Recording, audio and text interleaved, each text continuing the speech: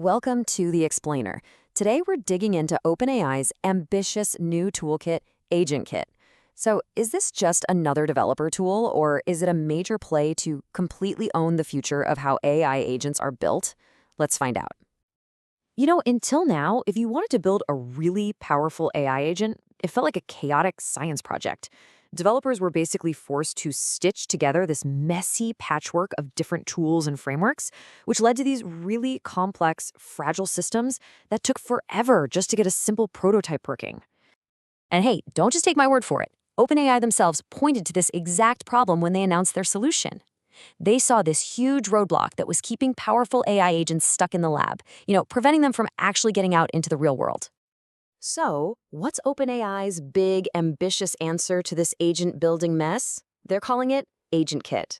And a lot of people are calling it a full-stack play to own the entire agent development ecosystem, from the initial idea all the way to deployment. At its core, AgentKit is meant to be an all-in-one toolkit. The goal is to swap out all that messy custom code with a single managed platform. Imagine having your agent's logic, its user interface, its data connections, and all the testing integrated seamlessly right from the very beginning. Okay, let's peel back the layers here and really look at the core components that make up AgentKit. Because it's not just one thing, it's a whole suite of interconnected tools that are designed to handle the entire agent lifecycle. The centerpiece is the agent builder. Now, if you've ever used tools like Zapier or N8, this visual canvas is going to feel instantly familiar. You can literally just drag and drop different nodes to map out your agent's logic, connect to APIs, and build in safety guardrails. And you can do it all without writing a ton of complex code. Next up is ChatKit, and this thing tackles the surprisingly difficult task of building a really polished chat interface. Instead of spending weeks on front-end work, ChatKit just gives you this embeddable UI that handles all the tricky things like streaming responses and conversation threads, and the impact is huge. Canva said it saved them over 2 weeks of development time. That's a big deal. And for larger teams, AgentKit comes with a set of tools specifically for governance and quality control. You've got the connector registry, which lets admins control data access. You have expanded avowals, which is a powerful framework for testing how well the agent performs.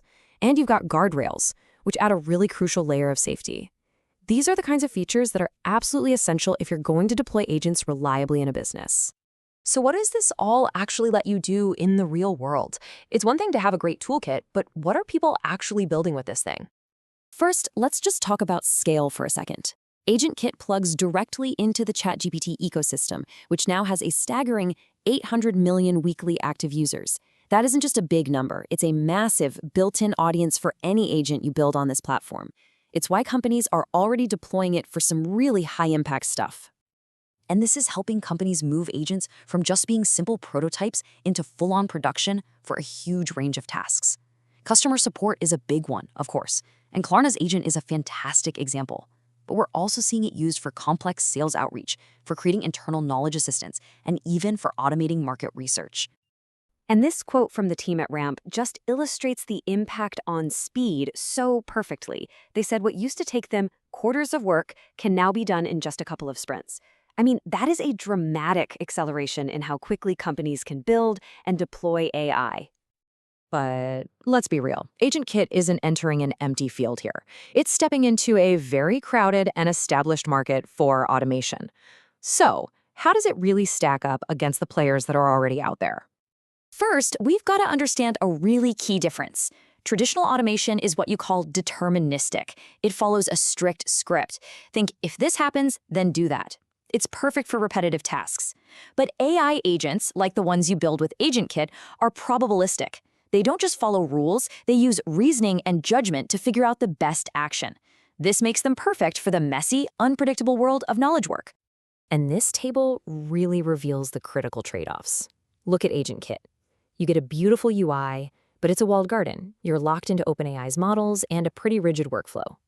Then you have something like NN, which is the complete opposite. It's open, it's incredibly flexible, you can use hundreds of different models, but you'll need more technical skill to get it running. And then, of course, there's Zapier, the king of integrations. It connects to everything, but its AI tools are still pretty new and not quite as powerful.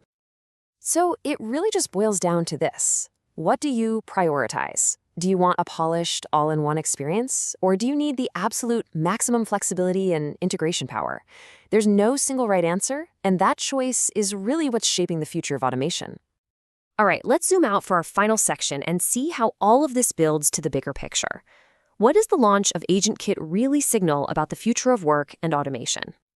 Let's make no mistake about it. AgentKit is OpenAI's play to own the entire agent ecosystem.